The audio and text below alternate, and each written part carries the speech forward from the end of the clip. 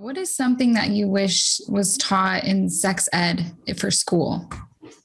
Oh boy, this could be a whole talk in and of itself. I just want to mention, I'm going to give a little shout out to my daughter. My daughter has a master's in public health and she has her own podcast. And her podcast is called Sex Ed with DB. Those are her initials. She interviews me on the podcast every once in a while, but this is kind of her forte and we do discuss it a lot. And because she's interviewed so many sex educators and things like that, you just realize how exceptionally poor sex education is in schools. And, it starts too late. It doesn't give the right information.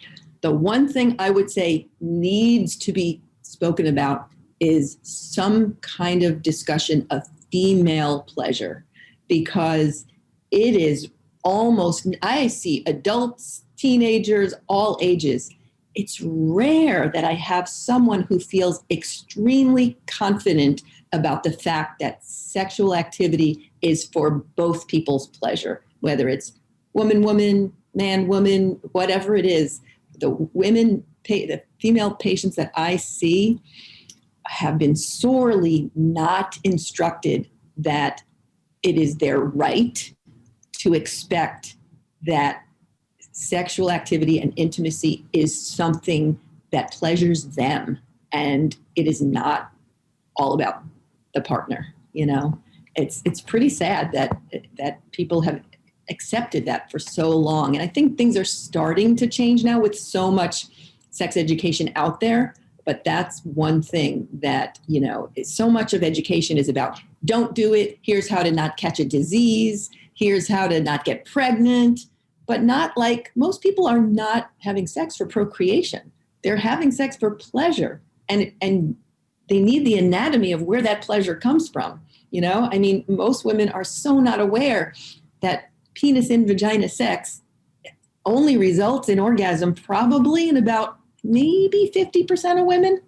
And they're not aware that there's nothing wrong with them if they're one of those women. As a matter of fact, I don't even know if it's 50%, but without knowing the anatomy and knowing where that pleasure comes from, they always feel like where do most young men or boys get their information from? Pornography, heteropornography, which is really not the way the real world works. It's not that fun for those women.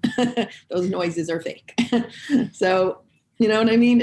So to get their information from better sources and to know that, pleasure, the anatomy of pleasure is really important, not all about what you shouldn't do. You know what? I never even thought about that, but I love that you brought that up because I have friends, they're older. I have friends that are older than me. And some of them were like, I've never. And I was like, never, ever in your lifetime? And they're like, never. And I was like, by yourself? Like nothing? Like, and they were like, no. And I was like, oh my gosh. I was like, we need to work on this. I was like, we got to bring it over. It's not a problem if someone doesn't think it's a problem, but if they don't know it's even a problem, where do you even start? You start with the healthcare practitioner that asks the right questions, like, is this an issue? Do you have self-pleasure? There's so many things that, in this day and age, you go to the doctor, what do they have, 15 minutes to talk to you? And do they really ask you those questions? I happen to be really lucky in a way that I own my own practice. I decide how much time I spend with people. Of course, that makes it less like a lucrative kind of thing. Like, the more patients you see, that it's better for you, but it's not better for patients. It's, you can't, that's a whole visit to discuss that. You have to. Otherwise, you're not going to, you're going to have people walking out with the same cluelessness as they walked in and a piece of paper with some information on it. They don't understand. They're like, I got a paper. Yeah. Yeah. Well, that's great. I love that.